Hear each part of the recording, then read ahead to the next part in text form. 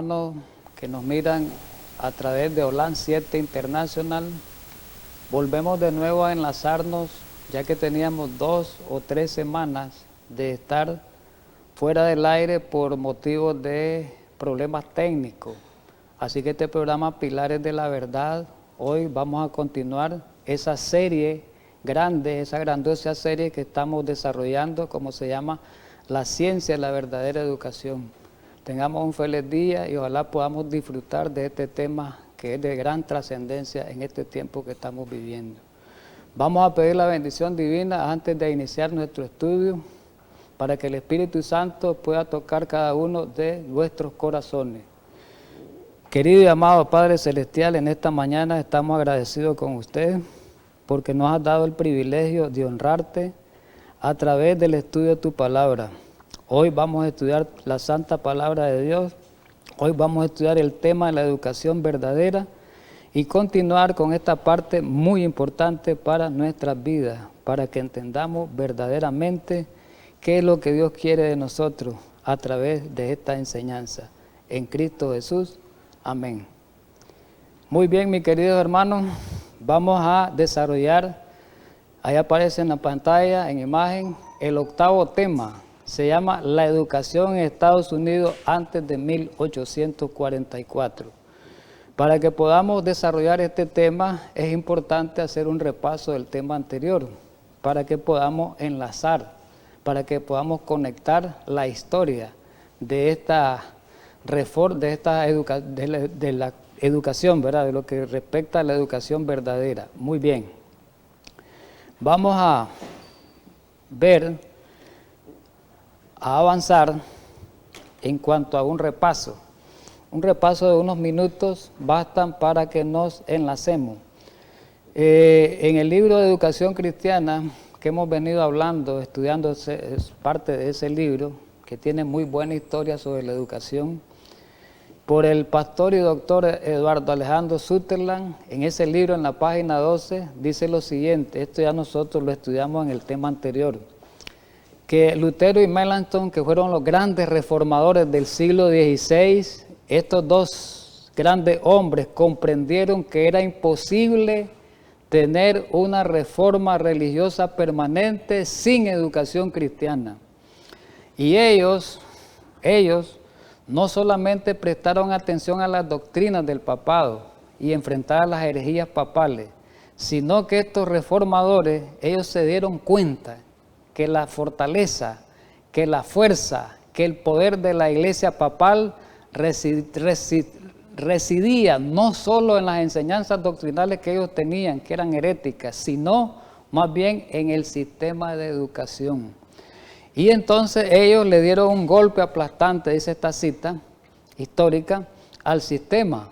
Y al herirlo, pusieron a la iglesia papal de rodillas. Eso ocurrió en el siglo XVI. Y estos reformadores comenzaron a establecer, lo vimos en el tema anterior, un sistema de educación cristiana por toda Alemania que se extendió casi a gran parte de Europa. Siempre en el otro libro que presentábamos del pastor y doctor Sutherland, que se llama Fuentes Vivas o Cisternas Rotas, aquí está la página 51, ahí dice que los cambios introducidos por Lutero no fueron superficiales, sino que la reforma como un movimiento religioso, dice que golpeó, volvemos a repetir, fuertemente al papado y cortó directamente los métodos educacionales establecidos para esa educación popular papal.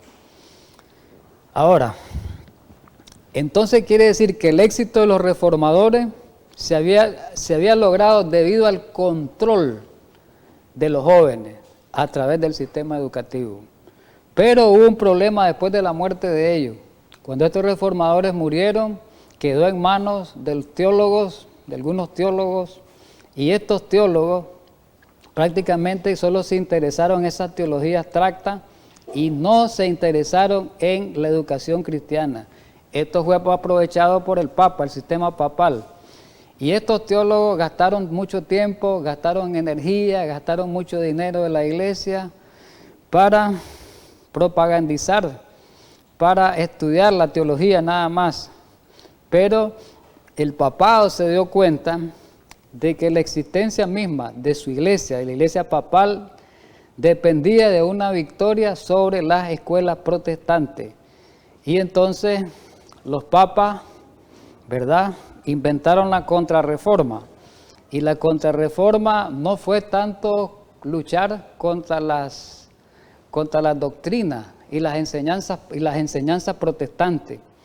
La contrarreforma no fue solo por la persecución que se dio, sino el centro de esta contrarreforma, el meollo de esta contrarreforma, fue que los jesuitas, se creó la orden de los jesuitas por Loyola, y estos jesuitas, que después fueron grandes educadores en el sistema de educación papal, según su sistema de educación, opacaron las escuelas protestantes. Hermanos, es interesante la historia, hay que estudiar la historia bien para que nosotros no nos engañen. Ellos opacaron las escuelas protestantes y dice este escrito histórico que como un parásito les chuparon la vida. Ellos aprovecharon la muerte de estos dos grandes reformadores y las labores de ellos, el trabajo de ellos estuvo dedicado grandemente a las universidades, al sistema educativo. Entonces los protestantes fueron sacando a sus hijos de las escuelas lejanas y las pusieron bajo el control de los jesuitas. Los jesuitas fueron los educadores, los profesores, y ellos conquistaron toda Alemania y gran parte de Europa, como lo vamos a ver en la siguiente cita. Que esa conquista no solo se quedó en Alemania, sino que siguió por todos los países europeos, llegando a Inglaterra. Recordemos que Inglaterra en ese tiempo era un país con una reforma religiosa grande, ¿verdad?, a través de los anglicanos, después por los puritanos, pero vinieron ellos a través de estos países europeos, sobre todo Inglaterra, llevando a los jóvenes ingleses de Inglaterra a Roma, educándolos en sus escuelas y después lo enviaban de regreso como misioneros a su país. Y el problema es que no solo se extendió a Europa, sino que este sistema educativo de los jesuitas se trasladó al Nuevo Mundo, es decir, a América, cuando los peregrinos vinieron a estas tierras. Vamos a comenzar el tema. En sí, eso es un repaso. Haciéndonos una pregunta que es muy importante partir con esta pregunta. ¿Por qué las iglesias protestantes rechazaron el clamor de medianoche en 1844? Esa es una buena pregunta. Vamos a ver la respuesta en este escrito de Estudios sobre Educación Cristiana por el pastor Sutter en la página 7 y 8. ¿Saben por qué fue? Y esto hay que tenerlo mucho en mente nosotros como adventistas del séptimo día. Tenemos que tomar en mente esto porque es importante para nosotros para que no repitamos el mismo error que hubo en ese tiempo. ¿Saben por qué fue que las iglesias protestantes rechazaron ese mensaje de Miller, el mensaje de los milleristas, el mensaje que se predicó la segunda venida de Jesús en los años 40, en 1844? ¿Saben por qué fue? Porque fallaron en comprender la verdadera ciencia de la educación. Ese fue el fracaso. Igual que en el tiempo de la Edad Media, que en el tiempo de la Reforma, el fracaso al final, después de la muerte de Lutero, fue que los jesuitas ocuparon ese lugar, ¿verdad? Fue porque ellos verdaderamente se apartaron del sistema de educación verdadero que había sido enseñado por estos grandes reformadores. Los teólogos, como decíamos anteriormente, no siguieron multiplicando las escuelas cristianas ahí en Alemania y en Europa. De igual manera, allí en Estados Unidos, ¿verdad?, hubo fracaso de estas iglesias en 1844 y este fracaso en comprender la ciencia y la verdadera educación los descalificó para proclamar al mundo el mensaje de la segunda venida de Jesús. Es decir, Dios le presentó, hoy lo vamos a ver en el estudio de hoy, que es bastante histórico, Dios les dio la reforma, Dios les dio el mensaje de la ciencia y la educación, el mensaje de la verdadera educación, Dios se lo dio a las iglesias protestantes antes de 1844, allá por los años 1830. Vamos a verlo más adelante. Entonces, como fracasaron estas iglesias, entonces Dios llamó a los adventistas. Fueron llamados a la existencia para asumir la obra para la cual las iglesias populares dejaron de adiestrar a sus misioneros. Es importante esto para nosotros, para los adventistas del séptimo día. La cita dice para los jóvenes adventistas. ¿Por qué es importante? Es importante estudiar muy seriamente esto. ¿Qué es lo que vamos a estudiar seriamente? Las causas de la decadencia espiritual de estas iglesias en 1844. Ahora la pregunta es, ¿por qué es importante que nosotros como adventistas y los jóvenes principalmente estudien seriamente estas causas que provocaron la decadencia espiritual de estas iglesias en 1844? ¿Por qué? Para que no repitamos el mismo error y seamos desechados por Dios y así perder nuestro lugar en el reino. Recordemos que la profeta dice claramente que ahora como nunca antes necesitamos comprender la verdadera ciencia de la educación, porque si no la entendemos, nunca vamos a tener parte en el reino de los cielos. Entonces es importante esto en este arranque de este estudio. Ahora, a lo largo del estudio vamos a ver en qué consistió esa decadencia espiritual y la manera como llegó el mensaje a estas iglesias protestantes ahí en los Estados Unidos antes de 1844, cómo le llegó el mensaje de reforma en cuanto a la educación. Miremos aquí ese título que tenemos, Estados Unidos, el problema educacional. Retrocediendo un poquito en la historia, ya sabemos que la Edad Media estuvo dominada por el papado, no había libertad de culto, la iglesia y el Estado estaban unidos, los protestantes eran perseguidos por todos los lugares, huían de un país a otro, ahí en Europa, los ingleses, muchos ingleses puritanos huyeron a países como Holanda, pero ahí los alcanzaba la persecución papal. Entonces ellos decidieron huir a otras tierras fuera del continente europeo. Y eso fue que huyeron a las tierras de América y desembarcaron estos peregrinos en el año 1620, allí en lo que se conoce hoy como los Estados Unidos de América. Muy importante esto. Ahora, estos reformadores que venían de Europa para América, que eran principalmente ingleses, de la iglesia de Inglaterra, principalmente que habían de otras nacionalidades, estos reformadores que eran principalmente puritanos, ¿verdad?, renunciaron a las doctrinas papales en la iglesia y el Estado, renunciaron. Bueno, dicen ellos, aquí nosotros, en esta nueva tierra, no vamos a formar una religión como la Iglesia Católica, que controla toda, no vamos a formar un Estado, un gobierno monárquico gobernado por reyes, vamos a establecer una república y no gobernado por reyes ni por papa. Muy bueno eso, pero tuvieron un error y un problema estos reformadores, que ellos retuvieron, dice aquí el estudio sobre histórico, ellos retuvieron el sistema papal de educación. Ahí vino la falla.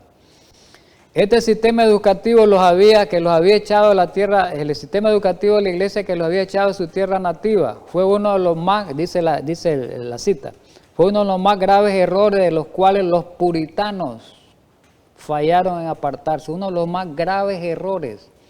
Este sistema de educación dice que era papal por un lado, pero en cierto grado papal en espíritu, pero en cierto grado era protestante en su forma. O sea, este sistema que trajeron en educación era una mezcla papal y una mezcla de protestante. Conflicto de los siglos, en la página 333, la profeta habla acerca de esto, refiriéndose a ese tiempo, a los que vinieron aquí los peregrinos. No obstante haber renunciado al romanismo, los reformadores ingleses conservaron muchas de su forma. El Espíritu de Profecía lo dice claramente. Y vamos a ver un poquito la historia de la educación en Estados Unidos. Es importante entender eso y después cómo ocurrieron esas reformas educacionales allá un poco antes de 1844. Ahora, los fundadores de los Estados Unidos, ¿verdad?, que vinieron de los países de Europa, siguieron el modelo educativo que habían tenido en Inglaterra. Ahí siguieron el modelo educativo. La primera institución educativa que ellos fundaron fue Harvard, la famosa Harvard, una de las universidades más prestigiosas actualmente en el mundo, y eso fue en el año 1636. Y esta primera escuela, esta primera institución educativa, que después fue esta universidad, tomó como modelo a una de las universidades inglesas de gran prestigio también, como es la Universidad de Cambridge. Copiaron fielmente el modelo inglés que se le llegó a llamar, a Harvard al comienzo como la Cambridge americana. ¿Qué les parece a ustedes, mis queridos hermanos? Clase de error en que cayeron los puritanos, los reformadores que vinieron huyendo acá. Seguimos con este escrito de la educación en los Estados Unidos en la página 24 al 40. Siguiendo el sistema educativo, el origen y desarrollo de las universidades, ¿verdad?, de las instituciones educativas en los Estados Unidos al comienzo. Hay otra universidad famosa hoy que es la Universidad de Yale. Dice que es antigua también. ¿Y qué se dice de la Universidad de Yale? Dice que las reglas en su mayor parte eran las mismas de Harvard cuando se fundó, como también eran sus cursos de estudio. La más joven, que era Yale, copió de la más vieja. Es muy natural que la Universidad de Yale se estableciera según el sistema papal inglés. ¿Por qué? Porque su fundador, un hombre famoso, Eliot Yale, había pasado 20 años en las escuelas inglesas. 20 años pasó en esas escuelas, 20 años adquiriendo estudios especiales, y eso fue lo que trajo aquí cuando fundó esa institución educativa. Oxford y Cambridge, recordemos Oxford, una de las universidades, creo, en la historia que es la universidad más antigua de Inglaterra. Cambridge es otra de las antiguas.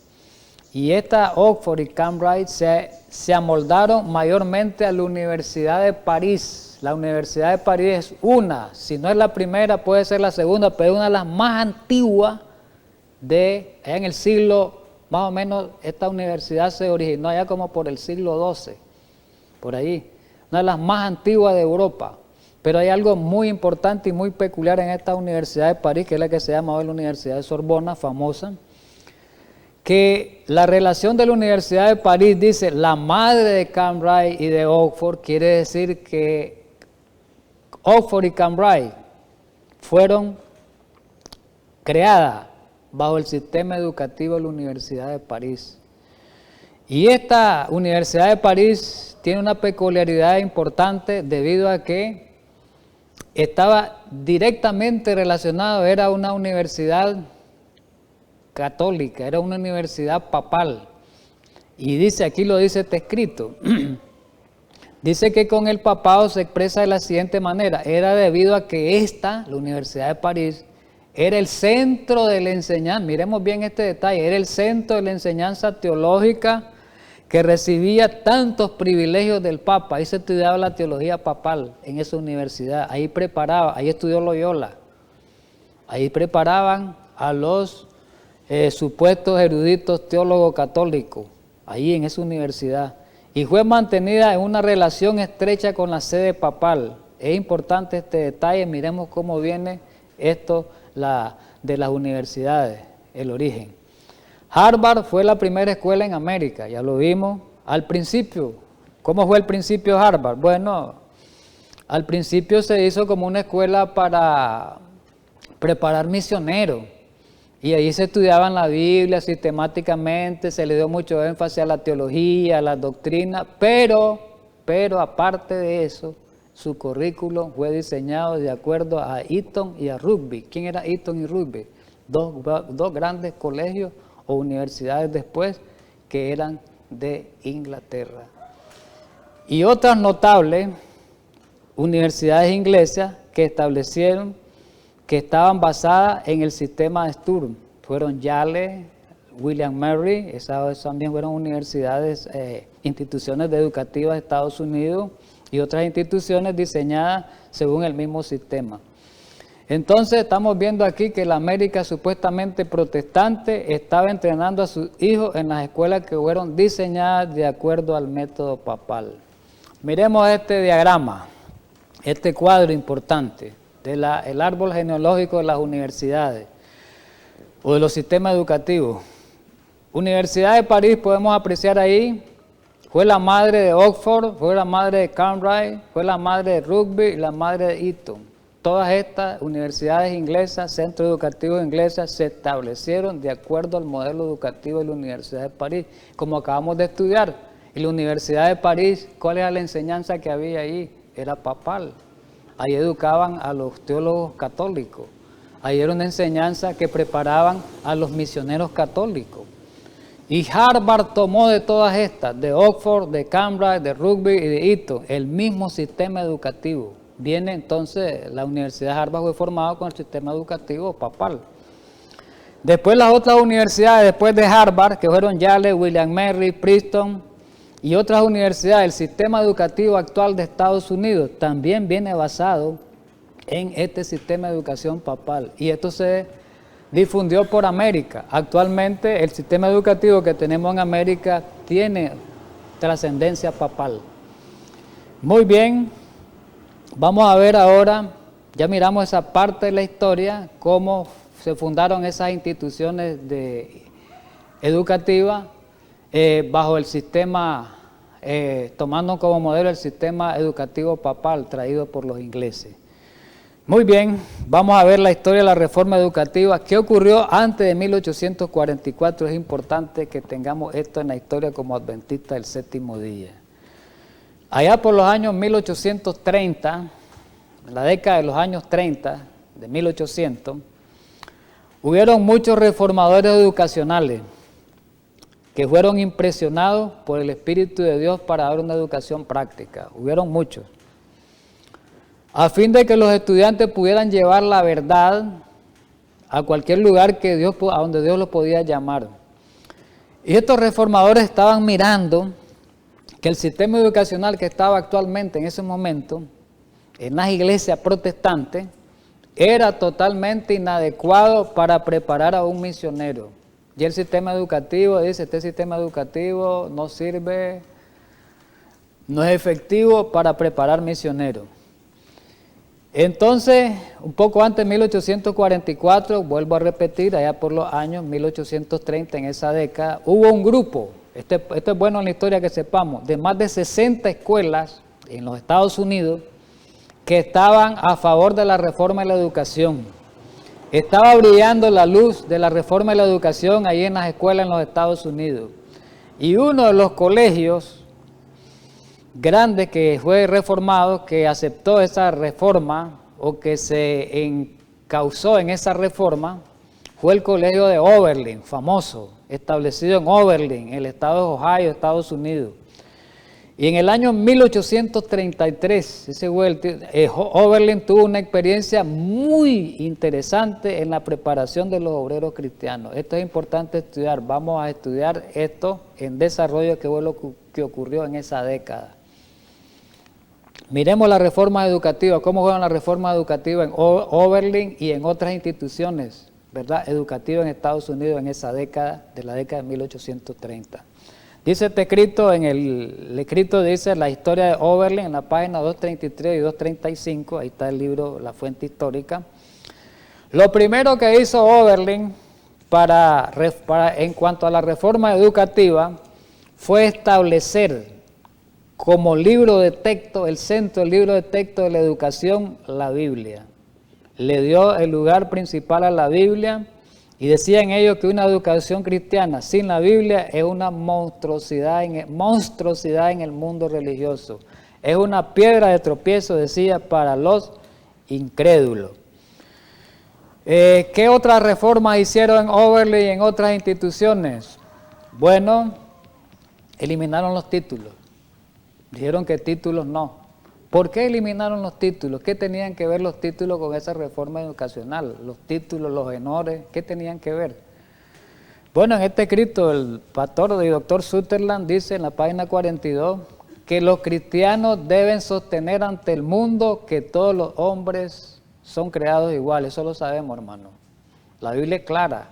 Dios hizo al hombre igual, con todos sus derechos. Derecho a la vida, como dice este escrito, derecho a la libertad, derecho a la felicidad, derecho a la individualidad. Pero el papado se opone a esas verdades. ¿En qué sentido? ¿Cómo se opone el papado? ¿Y qué tienen que ver los títulos en cuanto a eso? Bueno, una de las herramientas más efectivas que ha utilizado el papado y que eso ha quedado hoy en boga en todos los sistemas educativos, recordemos, esto lo hicieron también en el tiempo, según el estudio de lo educativo, tiene trascendencia del tiempo de los griegos. Recordemos eso, en los estudios anteriores que hemos estado haciendo, en la educación griega, y cómo fue trasladada ese sistema educativo a otros países e incluso a los judíos. Eso ya hemos estudiado, ¿verdad? Entonces, ¿cuál fue la herramienta que utiliza el papado para vencer, para destruir esos derechos inalienables del hombre? Es el sistema educativo. ¿Y por medio de qué? De sus cursos y títulos. ¿Y qué es lo que hacen esos títulos? Bueno, dice que destruyen la libertad, destruyen la independencia y destruyen la originalidad de pensamiento. Desarrollan, dice, distinción de clase, eso lo vemos en la actualidad. Aristocracia y el imperialismo también, dice este escrito. Nosotros podemos ver, hermanos, ya en la práctica, en la realidad hoy, de que una persona con título que estudia se siente más que una persona que no estudia y la menosprecia, la oprime y tiene autoridad sobre ella. Y eso, Dios no está a favor de eso. Recordemos que Cristo mismo dijo claramente que Él había venido a servir, no venía para ser servido. Y que Él no venía para someter a las personas bajo su dominio. Entonces todo eso es anticristiano. Entonces estaban borrando, estaban eliminando todas esas características anticristianas como es la de los títulos académicos. Recordemos que el conferir títulos fue iniciado por el Papa, eso lo estudiamos en los temas anteriores.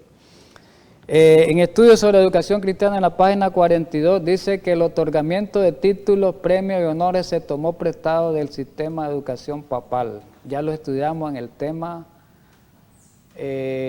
anterior, creo que fue, o en el tema antes del anterior, dice que los títulos, premios y honores se tomó prestado del sistema de educación papal. Sigamos con la reforma educativa, no solo en Oberlin, sino en otras instituciones en los Estados Unidos. Y vemos por lo menos aquí en la Universidad de Nashville, el doctor Lindley, un fundador de esa universidad en Nashville, ¿qué fue lo que dijo? Bueno, dice, en ese tiempo, ahora aquí está la cita, ¿qué fue lo que dijo? Dijo que el acto de dar premio aquí en esta institución, dice, por el saber o la erudición fue descartado. Se descartó, ya no va a haber título, ya no va a haber premio. Otra cosa, hermano, que tengo que recordar antes que se me olvide, recordemos que los títulos, el grado que uno tenga, la educación que uno tiene, ¿verdad? El título, los títulos que tienen el doctorado, la maestría, la licenciatura, todos esos títulos, lo que hacen, lo que crean es competencia. Se crea el sistema educativo rivalidad, ¿verdad? Una rivalidad, una competencia, y recordemos que la competencia en el reino de los cielos no tiene cabida. El diablo es el que compitió, el que compite con Dios, y Dios no quiere el sistema de competencia. Por lo tanto, ese sistema de rivalidad, ese sistema de competencia, esa rivalidad, esos honores, esos premios, eso Dios no lo acepta y no lo tolera. Horacio Mann, un hombre en la historia de los Estados Unidos, tal vez muchos no sabemos nada de él, pero este hombre fue un congresista o senador, ¿verdad? Pero fue un eminente maestro, un educador. En la historia de los Estados Unidos se le puede considerar como el padre del sistema de escuelas públicas. ¿Y saben qué es lo que hizo este señor en ese momento? Desaprobó abiertamente el sistema clásico de competencia y rivalidad. Miremos las palabras que dice este señor. Sostengo y siempre he sostenido, dice el señor Mann, que es demasiado anticristiano, hasta lo tengo remarcado, colocar a dos niños en tal situación que si uno gana, el otro debe perder en el sistema de educación. Es una competencia, dice. Eso no crea rivalidad, crea pleito.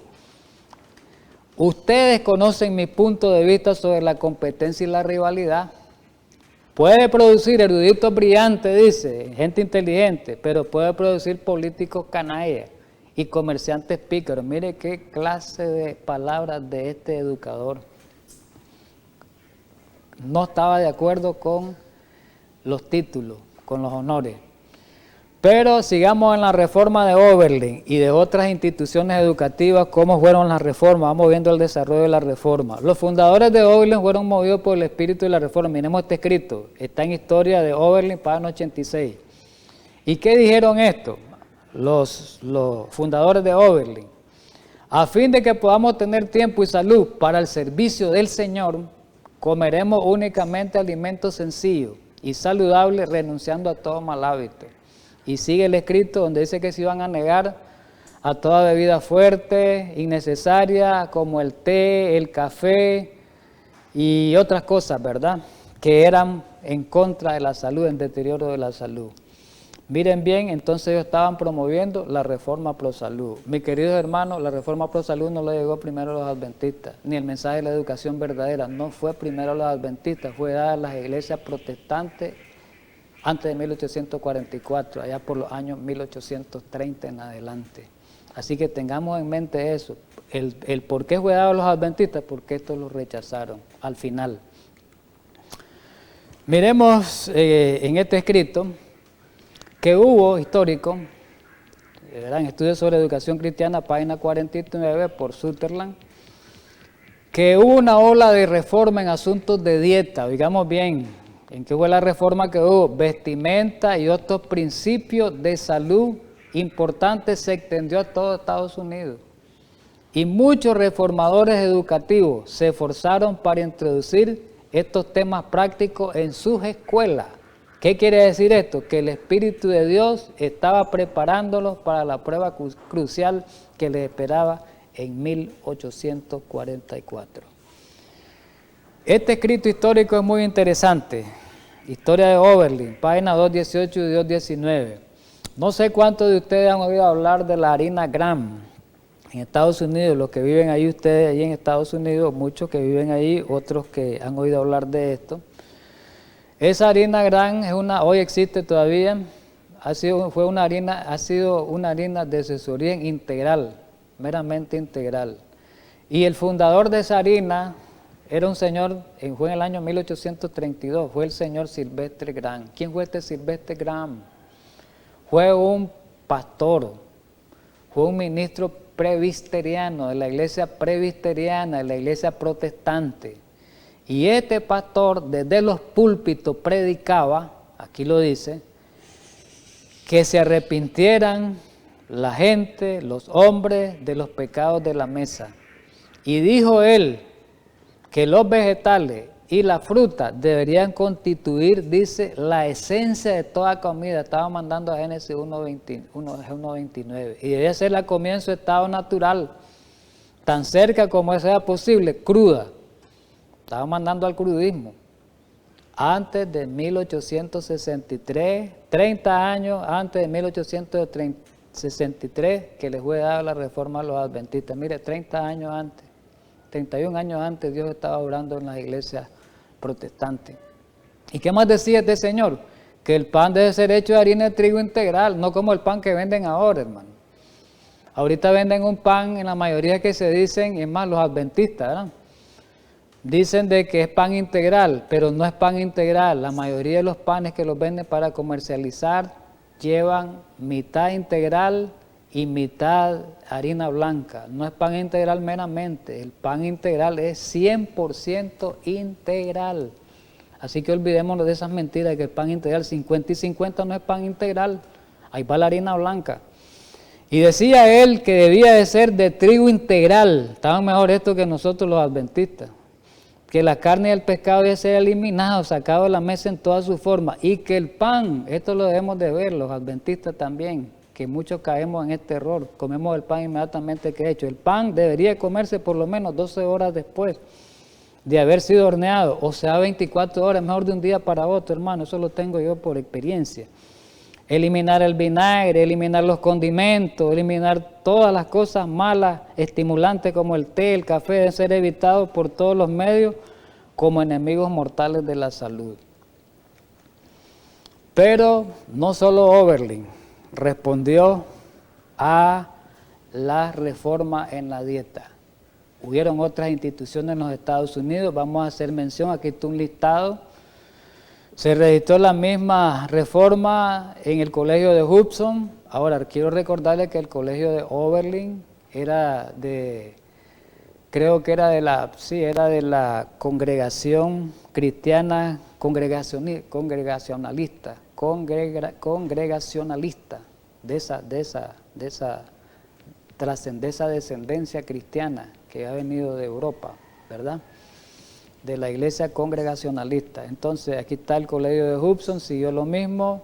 En el seminario de Lang fue el deseo de los estudiantes renunciar al té y al café. Otra institución en Danville, el estado de Kentucky, en Maryville College, en el estado de Tennessee, sucedió lo mismo. Y decían ahí, porque queríamos ver a nuestros ministros, a nuestros predicadores, que se libren de los problemas digestivos. Ahí mencionan la dispepsia y las enfermedades del hígado. ¿Y qué es lo que dice el historiador de Oberlin? Bueno, de que el grupo que no usaba carne, pescado, mantequilla, no usaba ni mantequilla, ni leche, ni té, ni café, era muy numeroso en ese tiempo, en la década de los años 30 de 1800. Pero Oberlin y otras instituciones educativas no solamente se reformaron en la dieta, no solamente se reformaron en quitar los títulos, hubieron otras reformas. Por ejemplo, ellos dicen que el señor Schiffer, por ejemplo, fue el fundador del colegio de Oberlin. ¿Qué escribió? Que escribió que debemos establecer escuelas de primer orden, desde la escuela del infante hasta la escuela académica. Y aquí viene lo importante. Tenemos que conectar, dice él, los talleres y la finca con la institución. Entonces compraron una extensión de tierra de bosques vírgenes ahí en Ohio, unos 640 acres. Pero además de Oberlin, otras iglesias también compraron tierra para establecer sus escuelas como centro educativo. Estaba la Universidad de Virginia, el Colegio de Richmond en el estado de Virginia, que era fundado por los bautistas. Este colegio metodista de Emory Henry, una institución metodista, fue establecida en Virginia en 1835. Entonces, otra de las reformas grandes que se hicieron, ¿saben cuál fue? Fue la ubicación de las escuelas en el campo. No fue a Elena White la primera que se le dio ese mensaje de ubicar las escuelas en el campo, fue la iglesia protestante. Hay que tener en mente eso como adventista y hay que estudiar la historia por eso.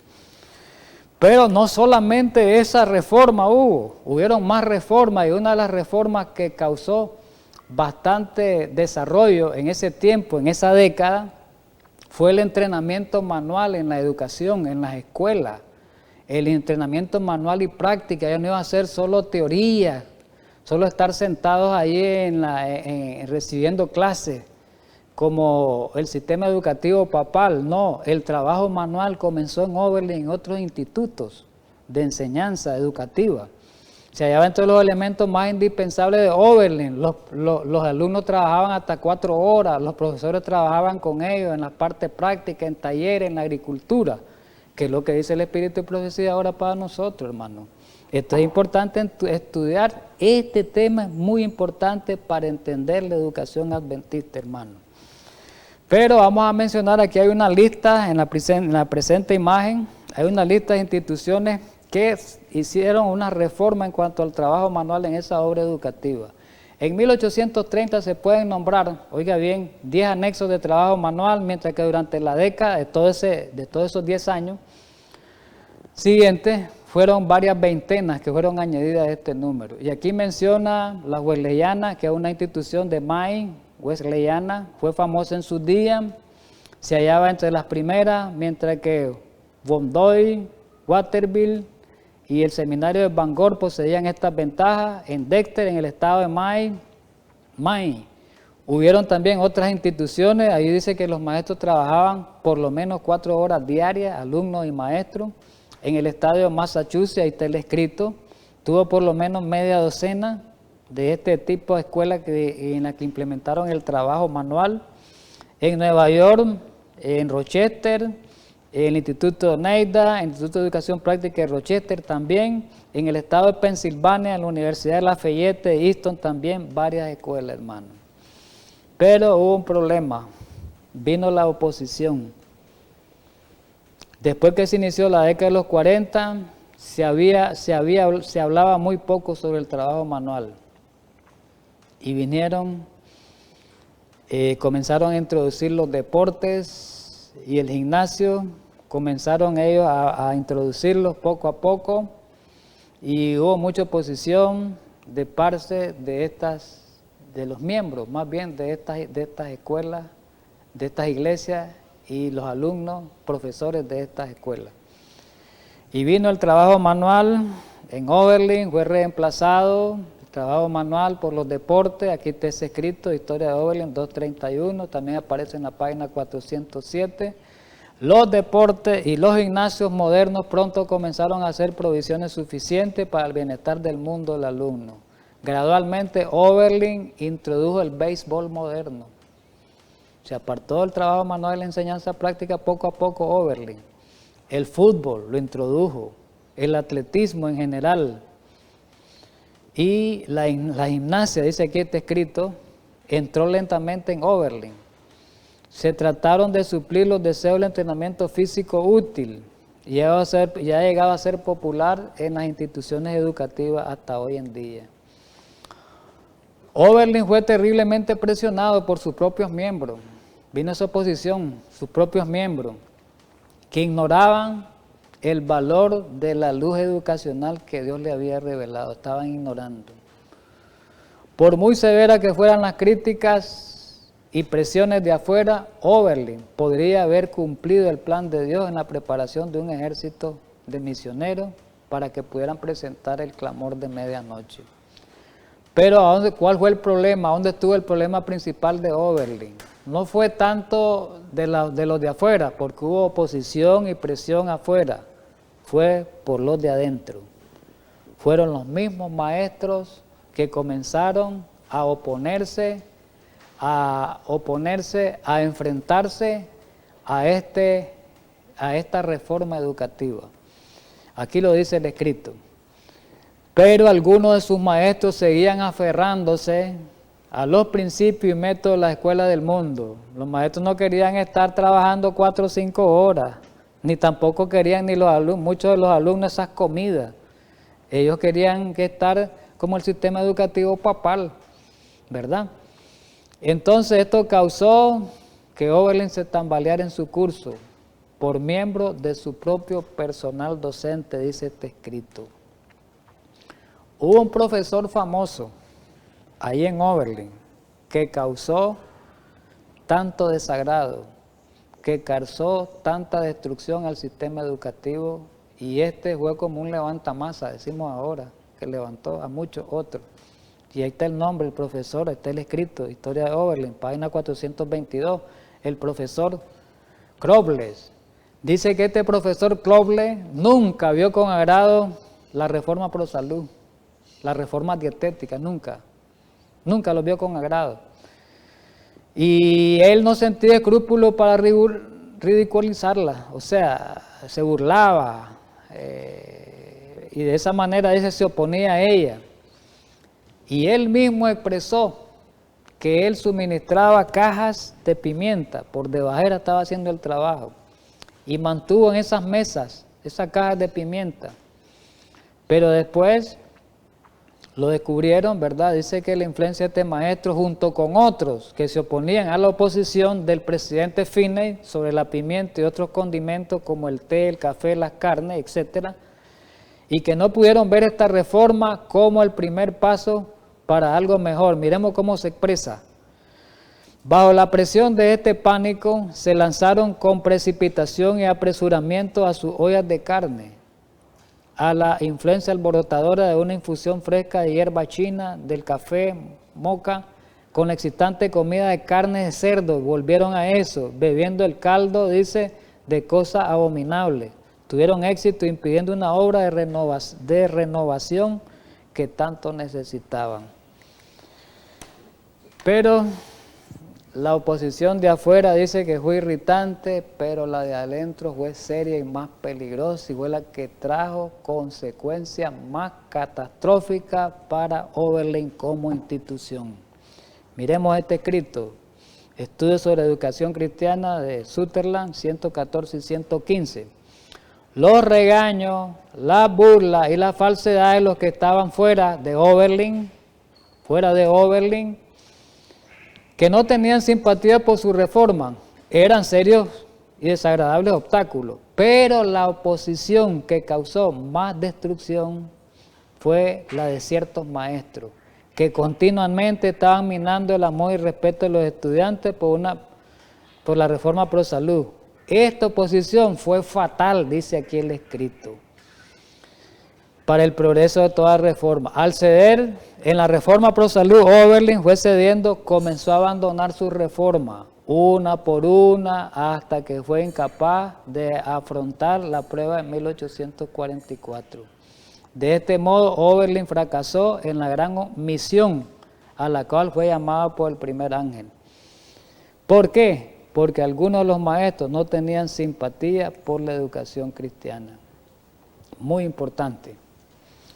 ¿Qué quiere decir con todo esto, hermano?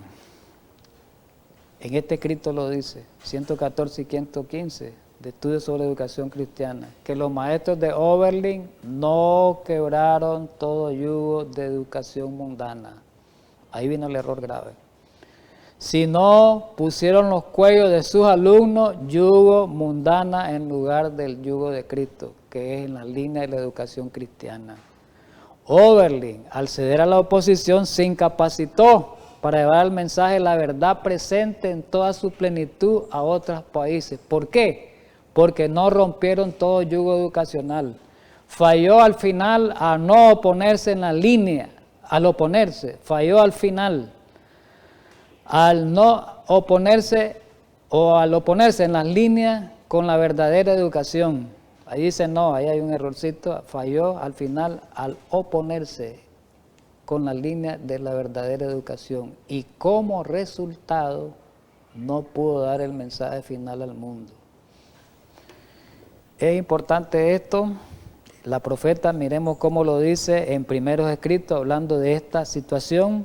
Al negarse las iglesias, está hablando de las iglesias protestantes en ese tiempo, a aceptar el mensaje del primer ángel, miremos Oberlin y las otras instituciones, rechazaron la luz del cielo y perdieron el favor de Dios.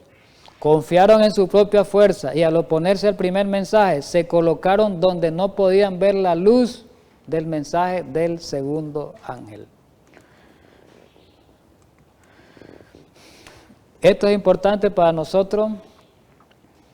En este escrito está lo que las iglesias protestantes enfrentaron en el año 1844, mis queridos hermanos adventistas, hoy lo estamos enfrentando, hoy.